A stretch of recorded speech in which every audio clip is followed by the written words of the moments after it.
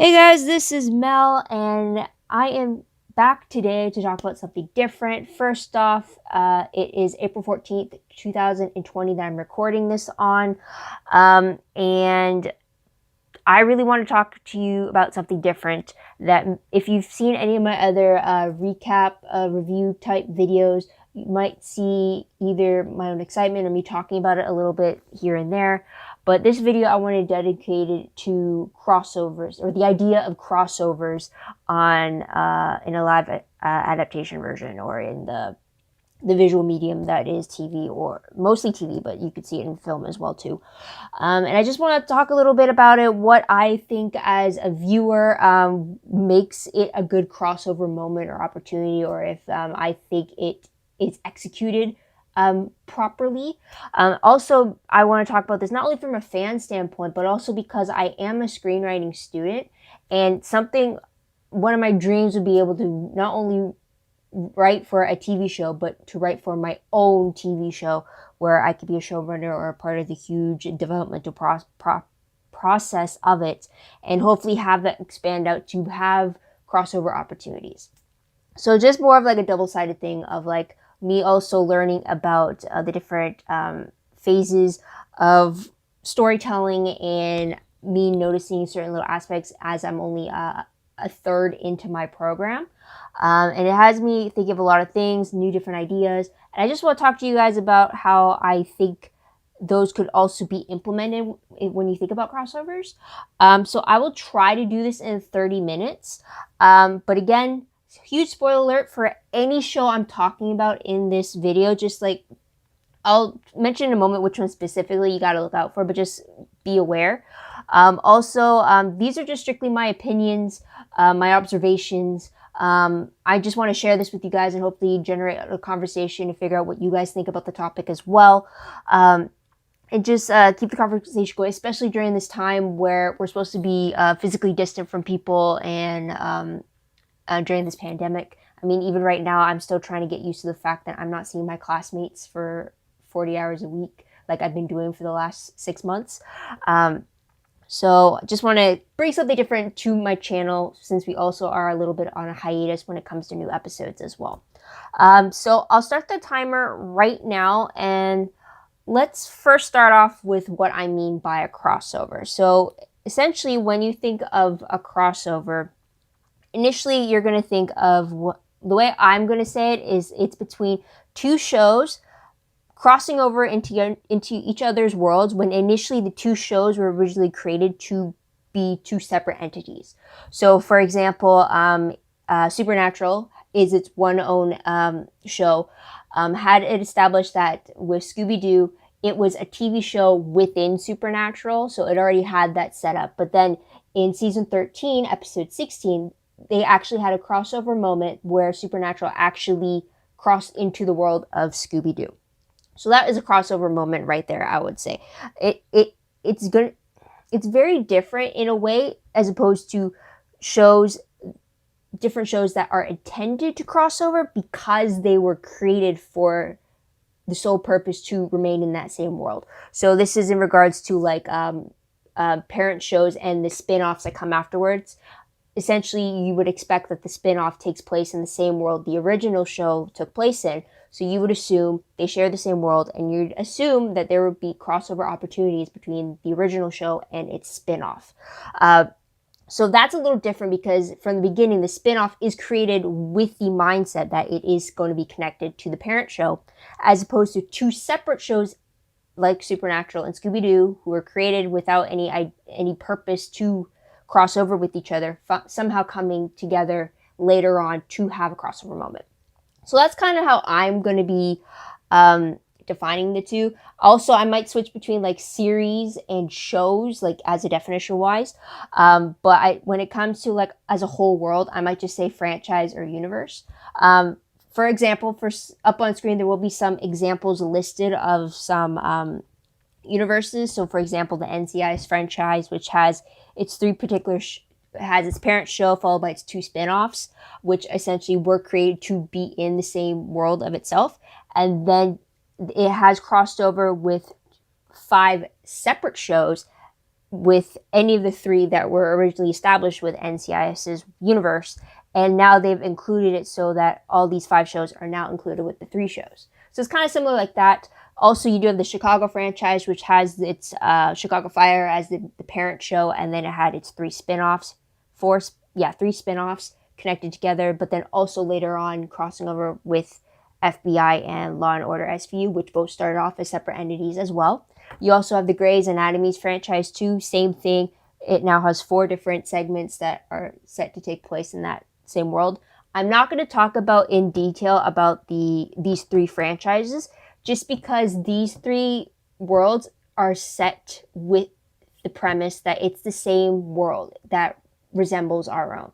There's no sci-fi element, there's no mystical element, there's no dystopian element. It's just replicating real life scenarios for us to see with these characters. So that's why I'm not going to talk about it, because that's usually not what I want to talk about in regards to the crossovers, but those are some examples of franchises. I'll also say that I don't watch all these ones. I have dabbled in between here and there, but Chicago does a really good job of having its crossover events, and they're pretty good with, and it's a little bit easier when you're already set in the real world to have it match up. So that's something there.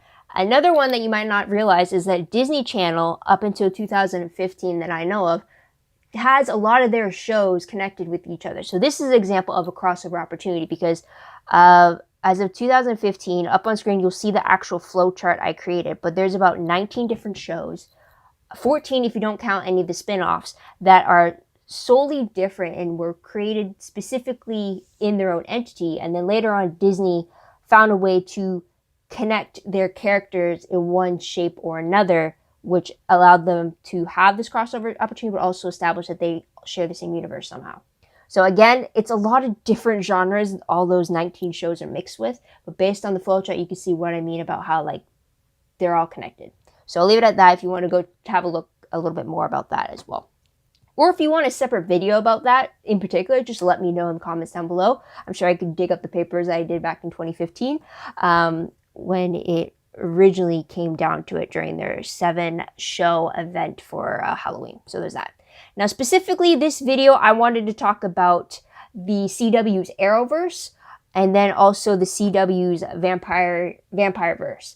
Now, up on screen, you'll see all of them listed, but the Arrowverse consists of Arrow, The Flash, Supergirl, Legends of Tomorrow. Most recently, they included Black Lightning, and then Batwoman's their latest one. And then also with the whole recent crossover event that they did with Crisis on Infinite Earths, they also established a whole bunch of other shows from the past and also currently that weren't originally connected, now connected to it. So that's something there. And then also the Vampire Diaries universe from the CW is the Vampire Diaries. It's spin-off the originals, and then the spin-off of that is the Legacies. So the reason why I want to talk about the Arrowverse and the Vampireverse, which I might switch with how I call that world. But anyways, the reason why I want to talk about these two ones is because of the fact that they're not set in the real world. You have with the Vampire Diaries universe, it's in the mythical world, the supernatural world, with its own sets of rules for the characters and a different way the world works. And I really want to talk about how for crossovers, this is really important, that you really got to know your details for. Same with the Arrowverse. Arrowverse I want to talk about because at one point they have 5 shows running simultaneously with each other, and for a crossover, it's very important for continuity, and for something like this that also has superheroes and different levels of scientific involvement or a mystical element to it, you really got to be able to keep your ducks in a row type of thing. So I will be talking about those specific verses specifically. So huge spoiler alerts for those CW shows right now. Now, the main purpose of this video is I really want to share with you guys what are my top 3 things that I look for in a crossover to help me determine whether or not it was done effectively, and if it was done in a way that I believe that this crossover is doable.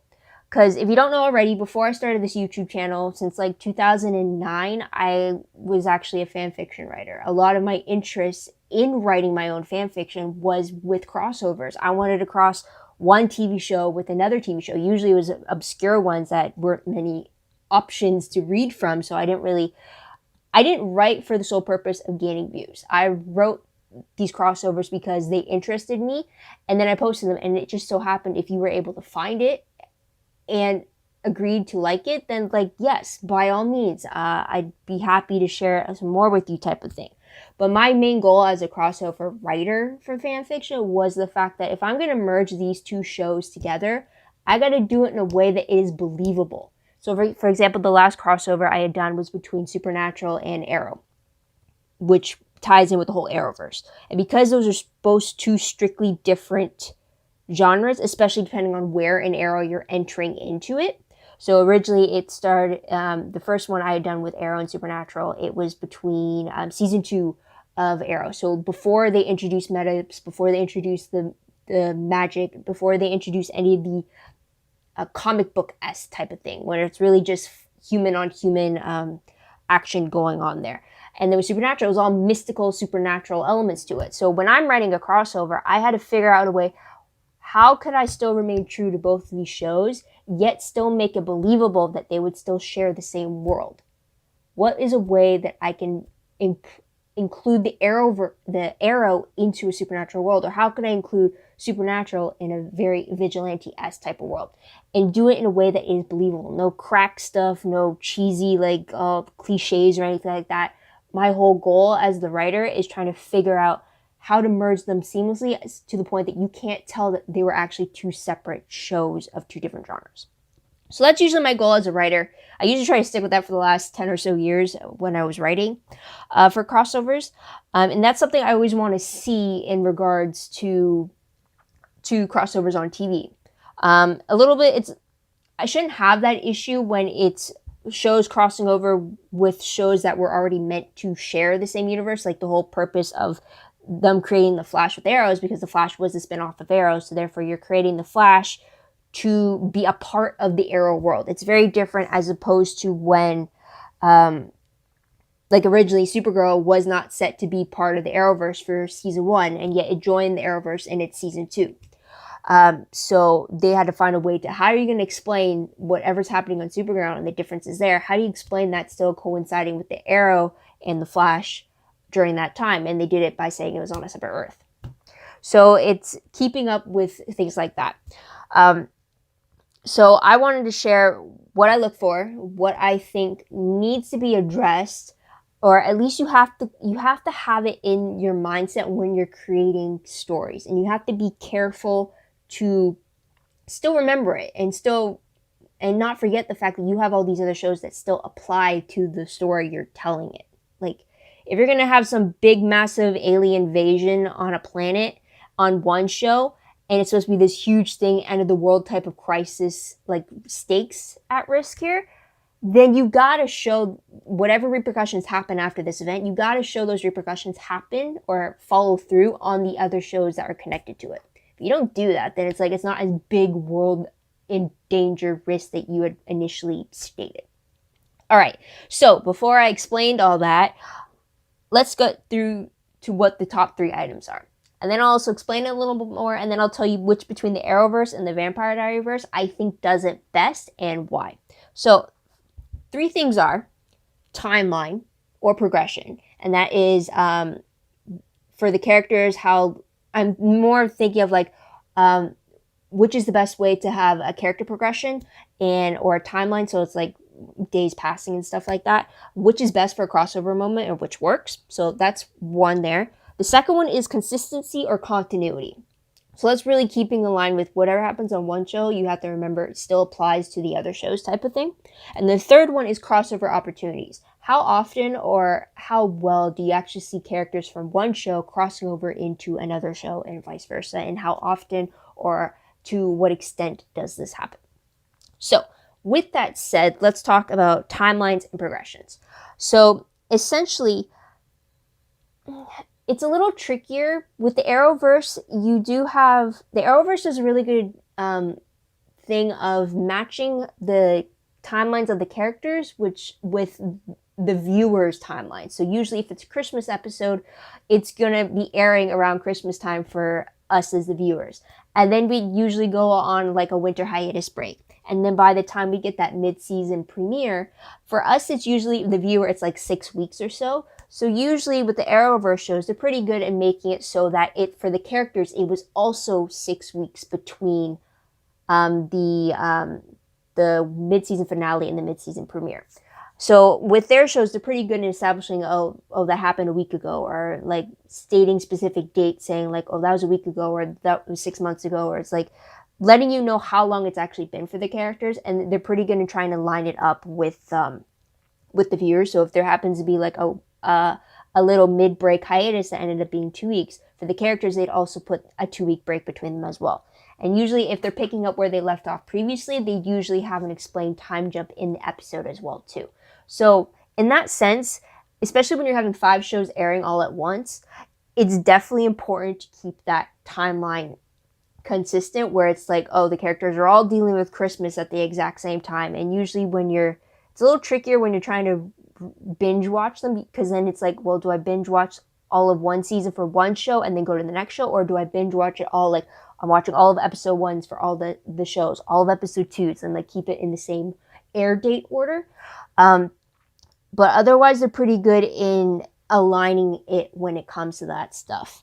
As opposed to it's a little trickier with the Vampire Diaries verse, just because originally there was only 2 shows that were airing side by side with each other. And initially, just the shows on their own, they don't share the same timeline thing. So for the the only huge example I can say is for the Vampire Diaries, the pilot starts off with it being the first day of school. The next time they show the first day of school is in season 3, episode 405. Episode 5 or 6. It'll be up on screen to correction. So that's about like a good 40 something episodes that's supposed to have taken place in the span of a year. And then they do the exact same thing. It's roughly like 2 seasons and a half until you get that next first day of school type of thing.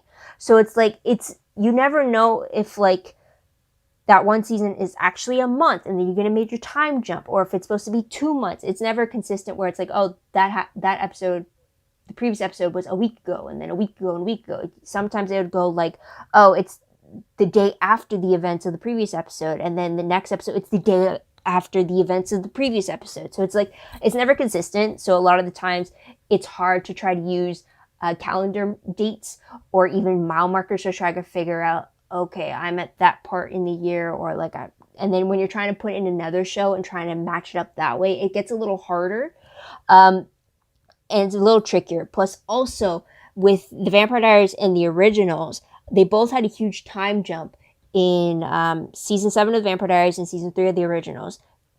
Just after they had their crossover event, they had a major time jump that didn't add up. So for the last seasons for both shows, they couldn't have a crossover opportunity without messing up their own timeline thing, because one time jumped 3 years in the future while the other one time jumped 7 years in the future. So it's a little harder to have crossover opportunities when your timelines don't even match up.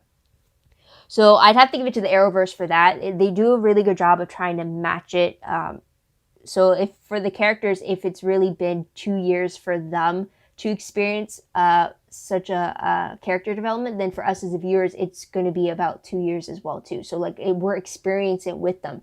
It's not like for us it's been 2 years, and for the characters it's only been 2 weeks. They don't do it like that. So for the Arrowverse, I'd have to give them for the timeline progression for sure. But moving on to consistency and continuity.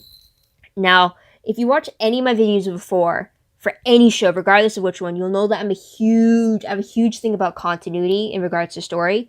If there's a screen issue continuity, like instead of like if like the bag was on one shoulder and ends up being on the other shoulder when it's not part of the narrative, then yeah, that's a huge continuity issue. I had to deal with that when I had to do a production edit, and it was just something you don't think about in the moment, and you didn't realize it'd be an issue.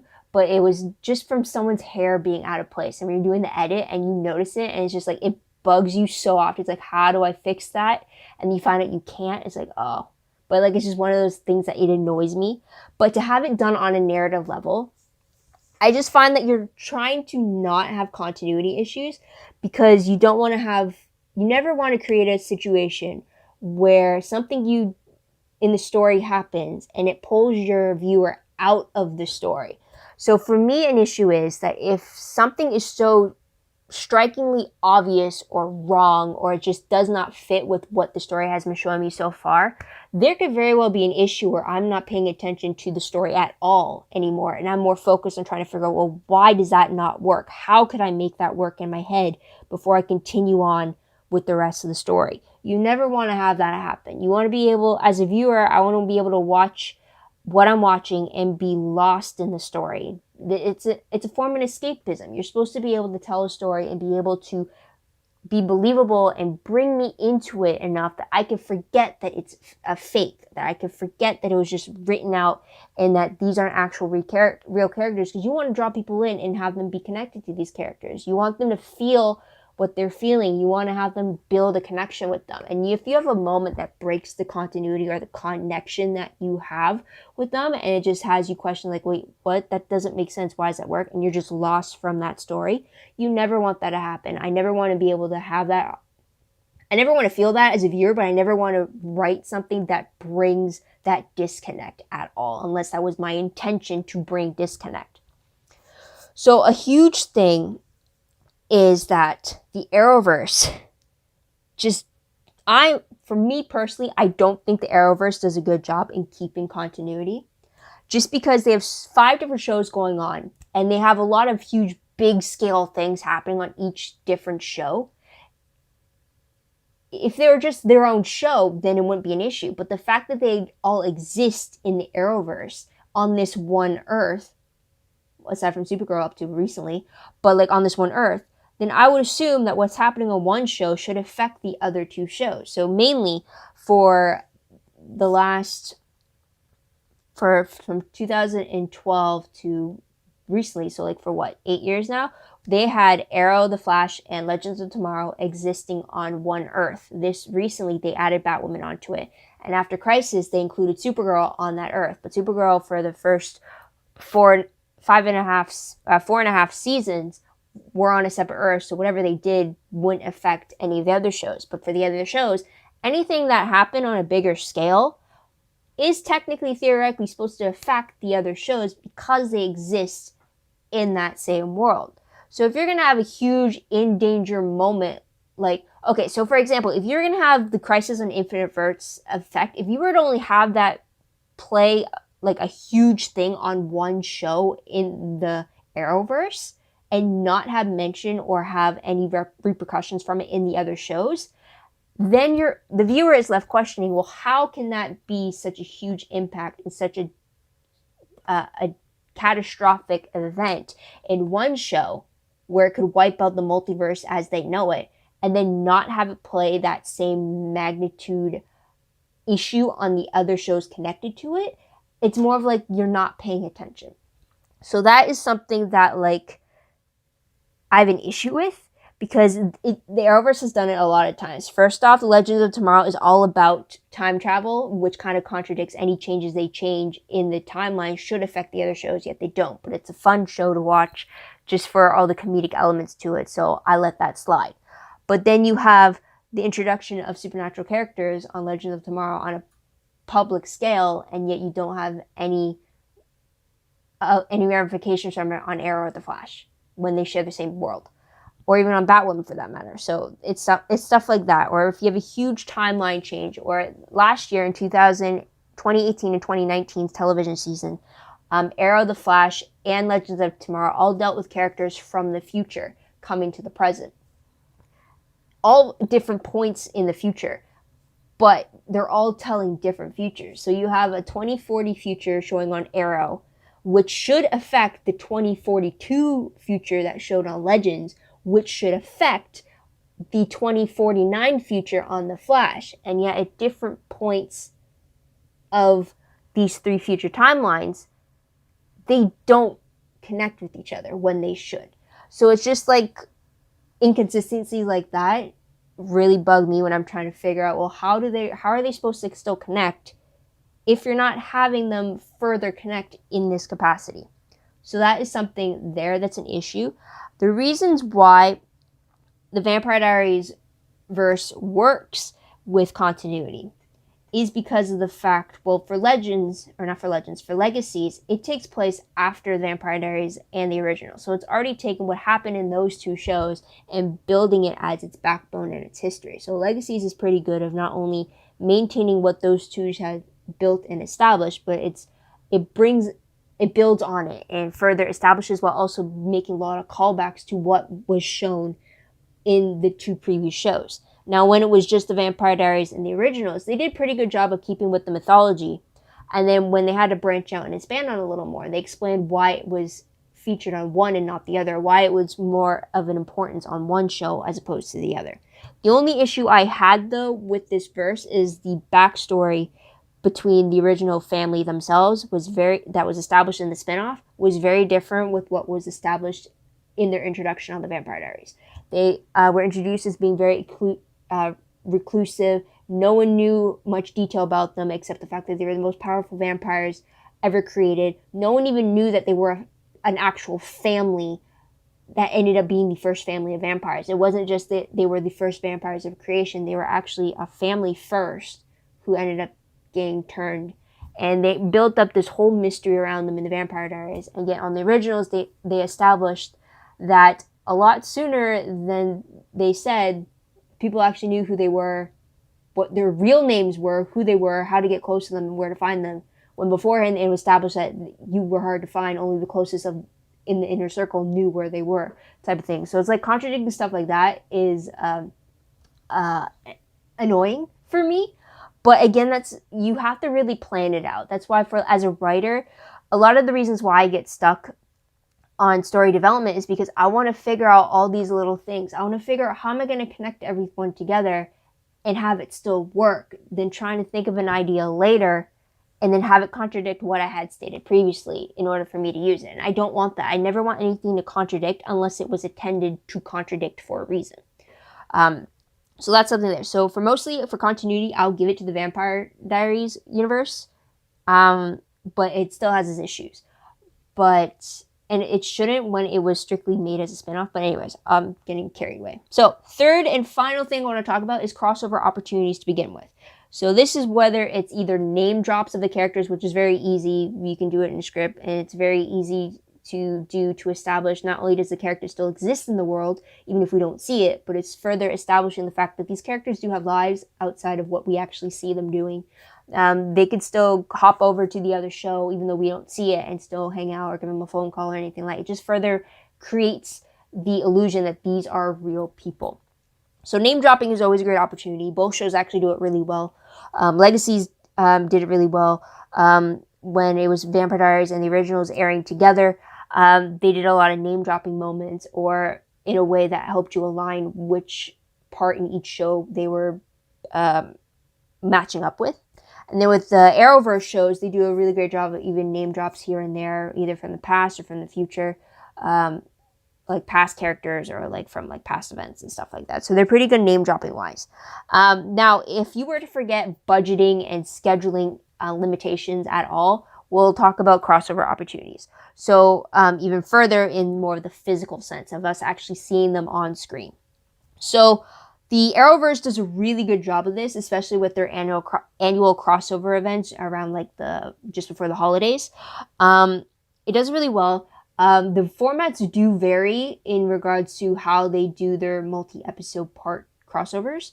I will say again that my favorite one is still the Crisis on Earth X crossover event that they did in 2017. Just because of the fact that when you watch that 4-part crossover, you cannot tell, unless you specifically know which show had which ordered part of the episode. When you watch it as a whole, it really feels like a movie, to the point that like it doesn't feel like I'm watching a Supergirl episode. It doesn't feel specifically that I'm watching an Arrow episode or a Flash episode or a Legends of Tomorrow episode. It feels like one cohesive theme where all the crossover characters are in the scenes where they needed to be. So like naturally you would think, because it's centered around the wedding of Barry and Iris, who are Flash characters, you would assume that the wedding portion of the event would take place in the Flash episode. it doesn't do that. It takes place in the Supergirl episode.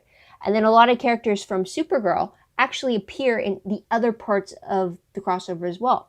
So it's like, it's a huge mix where it's like, it's an equal amount appearing in all parts, and it's not just, oh, it's a Supergirl episode. You'll see the majority of the cast in that episode being Supergirl cast, and it's just a little bit like 2 or 3 from the other shows taking part. And now you're on the Arrow show where you see a majority of it being the Arrow cast on screen with a little bit of the side crossovers. That is what you usually get for a bunch of the other events. But the Earth X one does a really good job of mixing and melding. So if anything, I would suggest seeing that in regards to like the effect of the crossover and how it was able to mash things up so perfectly or so seamlessly, in my opinion. So that is something they do well. And they also, in that one, they use the characters to their abilities a lot more. They teamed up characters you wouldn't normally see teamed up, and they utilize them to the best of their abilities. Not just because, oh, they're in this they're in this show, so they have to be in this part. So how can they play a part in this section of the crossover? It's not like that for that particular crossover. So there's that. So you do see a lot of moments happening for that. Also, in regards to just one character crossing over for an episode and coming in, they're really good at that too. Those happen far more often than the actual crossover events. I mean, just recently we had the Arrow series finale with a bunch of characters coming from all the different shows saying their goodbyes. And then in 610 of The Flash, you have Diggle from Arrow coming over to kind of round things out on doing the last order of businesses for his character. And so it's kind of like bringing them in like that. It's great when it's not just a one scene cameo type of moment and they're actually part of the episode and the makings of it. But they're really good on that aspect. In regards to the Vampire Diaries and the originals, when they were both airing together, they were pretty good at name dropping. It was very rare to get crossover, like physical crossover opportunities.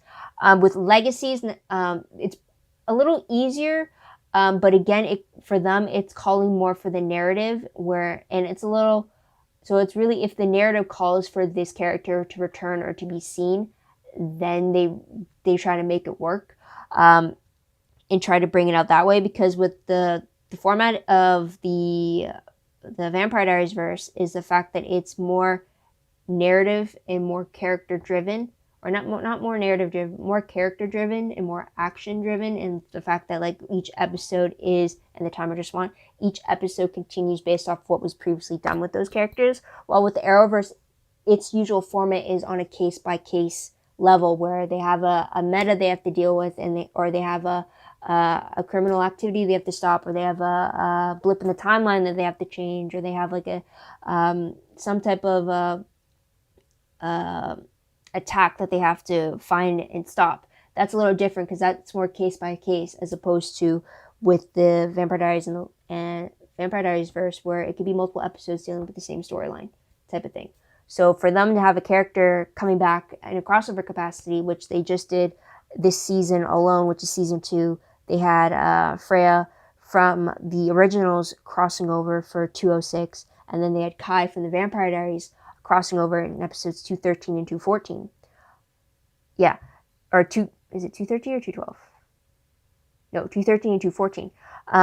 So it calls for the narrative moment for them to come in, as opposed to the Arrowverse. If it's a specific case where it's like, okay, this person can actually, it's a little more easier for them to come in case by case because of the capacities they're able to interact with, as opposed to, the narrative moment. But then it's a little harder as well because the Legacies also takes place in the future to when the Vampire Diaries took place, and also to when the originals took place. There's a time jump between them. So it's a little bit harder as well to find a way to bring them all in and still match up with the timeline differences. But otherwise, that is pretty much it. I guess in summary, for crossovers, it's always important to take note of the timeline, how your characters progress, and what pace your characters progress, and experience it. If it's going to happen at a certain pace in one show, and you have another show also part of that universe, you should also have it done at the same pace. The second one is consistency and continuity. It's really important to make sure what's happening in one show is remembered to be affecting the other show as well too, or to at least have small tidbits and Easter eggs of like, oh, if this is happening in one show, let's put it in there like in a background image or something, or on like a television newscast, or like on a newspaper or magazine article that it's happening on one of the other shows, which Batwoman and Supergirl do pretty well after the whole Crisis event, where they had the Batwoman's article where she came out as being a lesbian was actually written by Catco, by Cara Danvers, which is from Supergirl. So it's like little stuff like that to kind of like tie it all in. Or even when the Flash saw a picture of what's happening in National City, which is Supergirl, and he making a commentary about that. So it's like keeping continuity and being aware of the fact that what you do right in one show does affect your other shows, and you got to keep remembering that in further showing the effects, not just in the one show and the repercussions from it, but what the repercussions would be on the other shows as well too. So that's a huge thing around with continuity and consistency. And then the third one being crossover opportunities. If you have shows that are meant to be existing in the same world, you want to also create the opportunity for name dropping, of course, to further establish that you are actually still a part of the other show's worlds as well too. Like, you don't want to introduce the Flash on Arrow and then never mention the Flash again on Arrow, or never mention Arrow on the Flash when they're supposed to be still within the same world. You know what I mean? And then also, as well, with crossover opportunities, you do want to physically have that crossover moment up on screen as well too. So guys, that is pretty much it. Did a lot better than the first time I tried recording this. The first time I tried it ended up being an hour, so this is take 2 of me trying to explain my idea. But please, guys, let me know in the comments down below what you thought about my video, but also what you thought about the topic itself. What do you think about crossover moments or just crossover opportunities, whether it's in TV, films, big example being the Marvel Cinematic Universe, or if it's or if it's just some books or stories, written stories, if you prefer those kind of crossovers in itself. Let me know in the comments down below. I'd love to hear your own interpretations about the idea, as well as what you look for or what you take notice of, or what actually bugs you about crossovers. Like maybe something that bugged me doesn't bug you, or vice versa. Please let me know. Let's start this conversation in the comments down below. Also, don't forget to like this video, subscribe to my channel, and check out my other videos if you haven't done so already. If you want, check out my Tumblr page. Link for that is down below. I read blog promos, web clips, quotes, GIFs, synopses, news, all the good stuff, all fun in one place. Go check that out. I am behind. I did recently just update my links a little bit and some reblogs, but I know I gotta really get back into it.